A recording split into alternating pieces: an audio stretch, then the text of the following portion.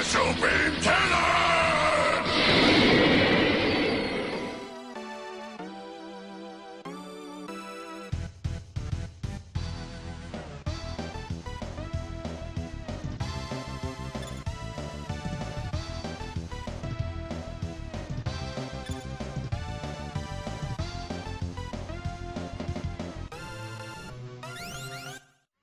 SBCannon coming at you, and welcome back to another episode of Shots Fired. This is episode number 9, I believe.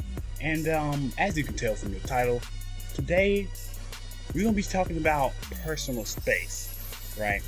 Now, if you're a human, then you probably know that every person has a little bubble around them, which is their personal space. It's about maybe like arm's length or so. Maybe not for me because I'm tall. I'm a real long person, so you know my reach, my wingspan is pretty big. But for most people, about arm's length or so, you have your own personal bubble around you, right? And only a select few get to infiltrate that bubble. You know, you got your friends, you got your family, you know, you got your significant other. You get that one friend who always hugs you for no reason and you really need to chill out because you don't really like that much. You know that guy? Actually, now that I think about it, there's this girl at work that I hug every day. I might be that friend for her. Ugh. Anyways, everybody has their own personal space, and you really don't want to infiltrate that with most people. That's why I don't like going to Six Flags, because you know you got to get all up in the lines, and then everybody like bunches together because they think that makes the line move faster when it really doesn't. It doesn't make any sense. But at the same time, you can't be too far back because that's kind of frustrating for some reason when it really shouldn't be. Like if you're at a traffic light and the car in front of you is like 20 feet behind the car in front of them, like even if they scoot up, the light is still red, so you really shouldn't be frustrated about that. But that's beside the point. Let me tell you guys what happened. So every single day, well, Monday through Friday, I have a job that I work 8 to 5. I go to this job every single day, 8 to 5, Monday through Friday. Not every day, Monday through Friday. Like I said, why am I saying it so much? I don't know. But I don't park in the parking lot of my job. I park across the street at the bank. And this particular bank, there's an ATM that I park near every single day. And this ATM isn't like in the wall of the bank like most ATMs will be. It like has its own little thing. It has its own little parking lot. And it has its own little room, and this room is 3 out of the 4 walls of this room are completely glass. I don't really know why they made it like that. It might be fun to have sex in there, but 3 out of 4 of the walls are all glass, and then the 4th wall has the ATM in it, obviously. And I needed to use this ATM one day because I needed $20 because I needed to go get my hair cut, right? So I go into this ATM, which I usually don't use. Speaking of ATMs, you know what? Why do ATMs give you the fee? Like, what? Why do I have to pay $3 to get my own money? Like, I understand this particular one is not my bank, but I'm just saying, this ATM is about to charge me $3, and then my bank charges me $2 because I'm not using one of their ATMs. So that's $5, and I'm only getting 20, right? I'm spending 25% of the money I'm trying to get my money. Like, that makes no, like, think about that. You're spending money to get your own money. Like, it's your money already, but you gotta pay to get it back. That makes no sense. Anyways, since I park over at this ATM every day, sometimes I spend my lunch in my car. You know, I'll take my little lunch, I go eat it in my car, or sometimes I'll take a nap or whatever. So I noticed that this particular ATM has a little bit of an etiquette because it's just a little room. And with an ATM, you're conducting business, trying to get your money. Gotta get that cheese, that bread, that dough, that money, right?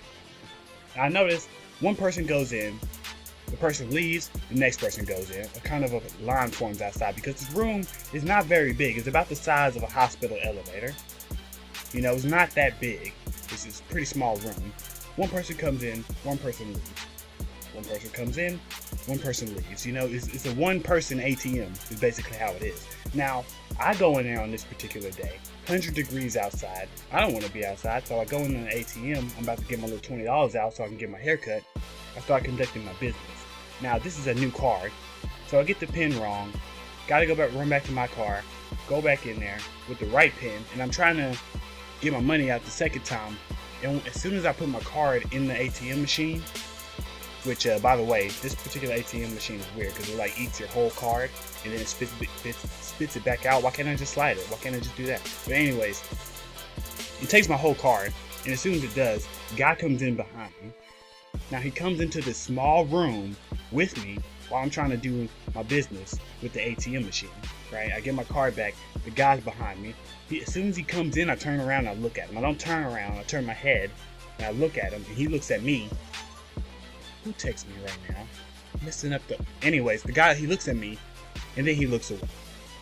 You know, I'm like, you know what? It's not a big deal. Let me just finish my business. So I turn back to the ATM. I take my card, I put my pin in, and at this point, the guy steps a little closer to me, and I'm like, whoa, chill out, whoa, because I like feel him. You know how you can like feel when something's moving in the room? I feel him. He's walking a little close to me, and this time I turn around to face him because like his chin is on my shoulder. That's how close he is to me. His chin is on my shoulder. So I turn around to face him, and this is how he knows that I'm serious business right here. This is some serious business. So I turn around and I face him and I say, hey, you want to move back 2 steps? Once again, he looks at me and then he looks away. Now I'm not gonna lie, I'm not 100% sure that he looked at me because he had sunglasses on, so he could have been looking past me. But I mean, there's nothing back there but the ATM. But I'm just saying, he looked at me and then he looked away, and that pissed me off a little bit. But y'all know me, I'm not a confrontational person, so I turn back around. I start to do my business again, and this guy, the phone rings, right? His phone rings. He takes it out, he starts talking on it, and he's like incredibly loud, right behind me, all up in my ear. Because remember, I said his chin is on my shoulder. That's how close he was to me. It got me so mad, I almost turned around and hit him. But instead what I did is I turned around and said, Sir, could you please leave right now? And I pointed behind him toward the door and I said, get out. Okay, I didn't do any of that. That's not me. I just did my business and I went out to my car. But the point is, he was way too close. Like, chill out with that stuff. Like, don't do that. Right? I'm sitting out in my car and I see him and he leaves. And in his car, there's an old lady in the passenger seat, and I'm pretty sure she's dead. Anyways, I'm playing Power Rangers VL Battle Racers. Songs are in the description. Like, subscribe. SBCannon out.